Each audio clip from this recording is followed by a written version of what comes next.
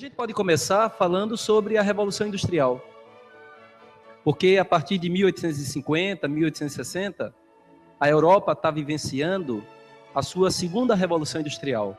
O trabalho fabril, ele é muito intenso.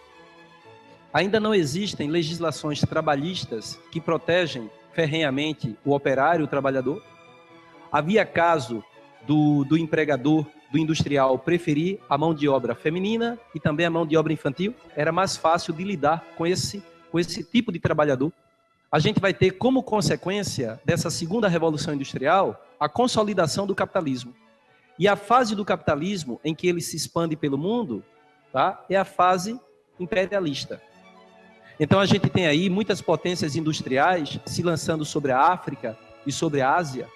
A gente tem também, nesse momento, o darwinismo, porque houve um grande desenvolvimento científico no século XIX. Quando Charles Darwin, por exemplo, disse que o homem veio de um processo evolutivo, onde é que Deus está nesse processo?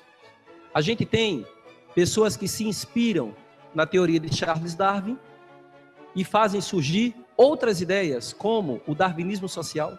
É o momento em que surge o marxismo, o socialismo científico. Karl Marx, ele funcionou como uma espécie de porta-voz do operário, do trabalhador da fábrica. Então ele sai em defesa do socialismo, ele sai em defesa de uma sociedade em que não houvesse a exploração do homem pelo homem. Nós temos 3 escritores que a gente pode citar nesse momento.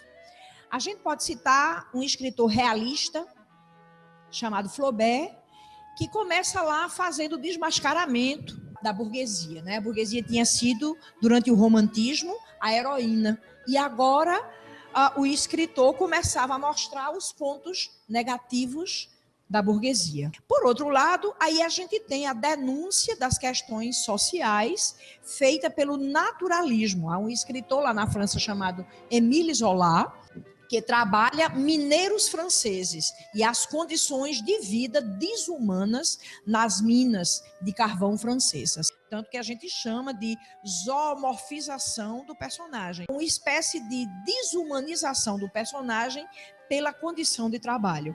O outro escritor que a gente tem é um escritor polonês que escreve em inglês, chamado Joseph Conrad, e que faz a denúncia da exploração europeia na África, num livro de 1900, chamado Coração das Trevas. A gente tem um espelho disso, lógico que um contexto diferente, no Brasil. Então as exportações brasileiras de café, elas aumentam significativamente.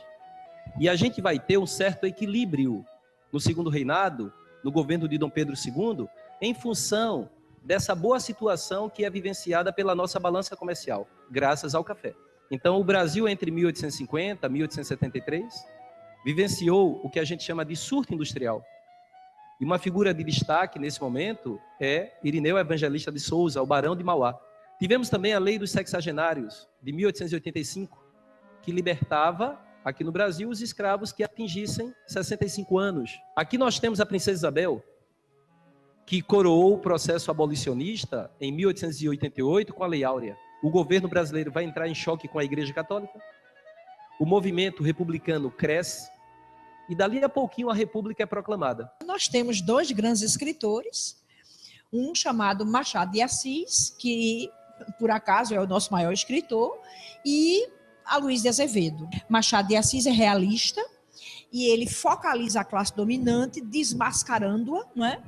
E a Luiz de Azevedo focaliza a classe dominada. Ele tem um livro muito conhecido chamado O Cortiço, mas, na verdade, o que era que o escritor queria? Mostrar as condições desumanas e, portanto, a desumanização desse homem naquela situação de exploração a que está submetida a classe dominada.